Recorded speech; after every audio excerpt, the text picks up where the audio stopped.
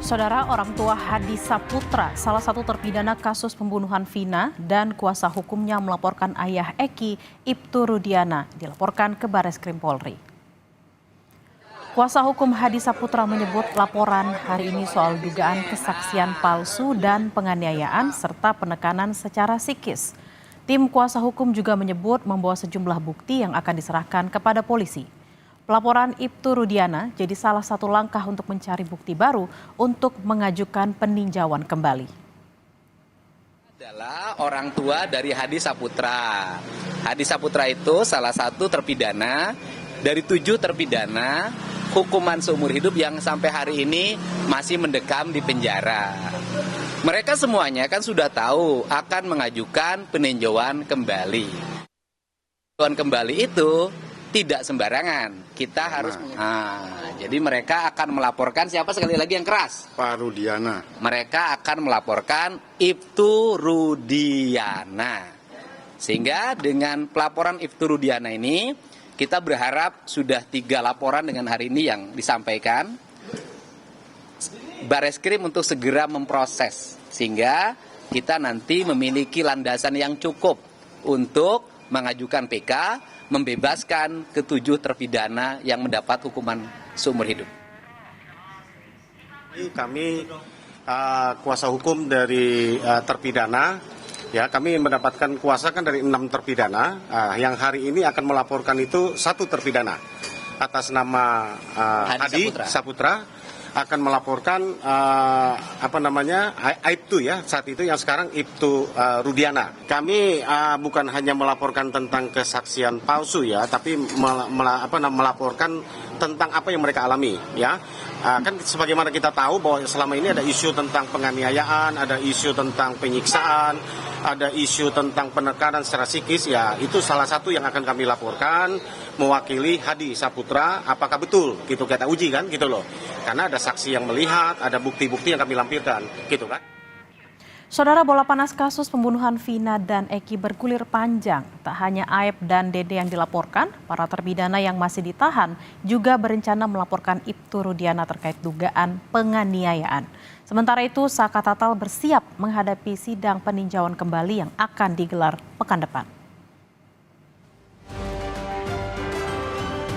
Rencana melaporkan ayah Eki, Ibtu Rudiana, disampaikan para terpidana kasus Eki dan Vina ketika dijenguk oleh keluarga mereka. Ibtu Rudiana akan dilaporkan terkait dugaan penganiayaan saat penangkapan para terpidana 8 tahun lalu. Sementara Aep dan Dede dilaporkan atas dugaan keterangan palsu terhadap 8 terpidana pada 2016 silam. Saat ini masih ada 4 terpidana yang ditahan di Rutan Kebonwaru, Bandung, yakni Rivaldi, Hadi Saputra, Supriyatno, dan Eka Sandi. Keempatnya belum dipindahkan kembali ke Rutan Kesambi, Cirebon. Padahal pemeriksaan untuk Peggy Setiawan sudah selesai karena Peggy resmi bebas. Kami kan juga sebelumnya sudah melaporkan juga Mas Ren, sudah melaporkan juga AE. Mungkin yang sekarang ini akan kami laporkan Rudiana.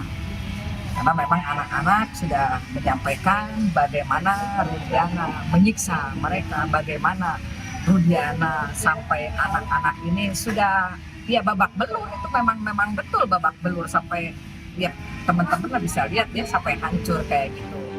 Selain Aep, Ibtu Rudiana kini menjadi sosok yang paling dicari kemunculannya.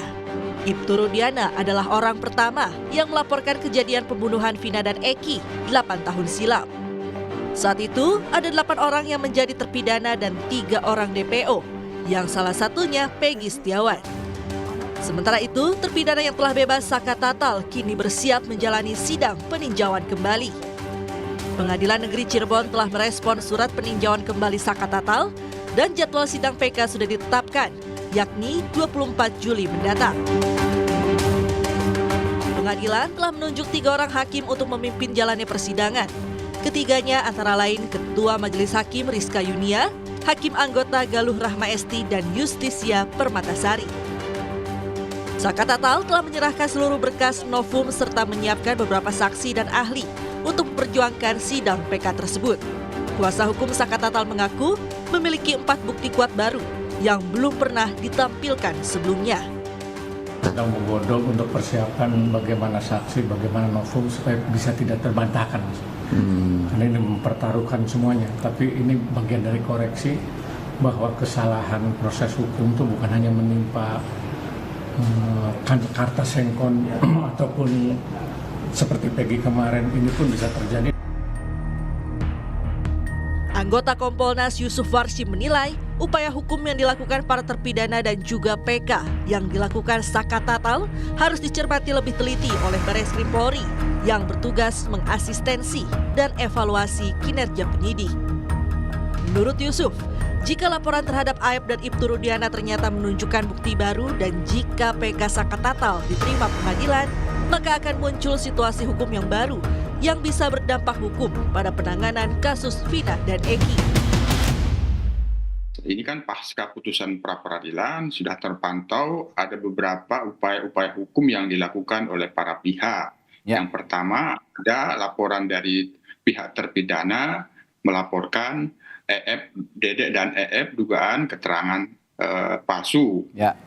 Nah, yang kedua ada upaya hukum PK yang dilakukan pihak Saka Tatal. Ini hal-hal yang perlu terus kita cermati dan kita pantau karena dua upaya hukum ini dalam pemantauan kita tentu ini kita analisis dan kita evaluasi punya implikasi hukum nantinya. Kalau itu PK-nya dikabulkan, kalau itu nanti laporan Pak Jutek terpidana melaporkan Dedek dan AF ini ada unsur pidananya terus ditingkatkan ke penyidikan yang kemudian dalam penyidikan ada minimal 2 alat bukti kemudian ditetapkan tersangkanya, ini adalah satu situasi dan kondisi proses hukum yang baru ini memiliki implikasi. Ini tentu kita cermati bagian dari analisa dan evaluasi untuk menentukan rencana-rencana tindak lanjut. Posisi Bareskrim sendiri memberikan asistensi, kami kira itu bagus-bagus saja. Hari ini, tim kuasa hukum para terpidana akan melaporkan Ibtu Rudiana ke Bareskrim Polri. Akankah laporan ini membuka kotak Pandora baru terkait alasan mengapa Ibtu Rudiana seakan menghilang dan juga arah baru penanganan kasus pembunuhan Vina dan Eki? Tim Liputan Kompas TV.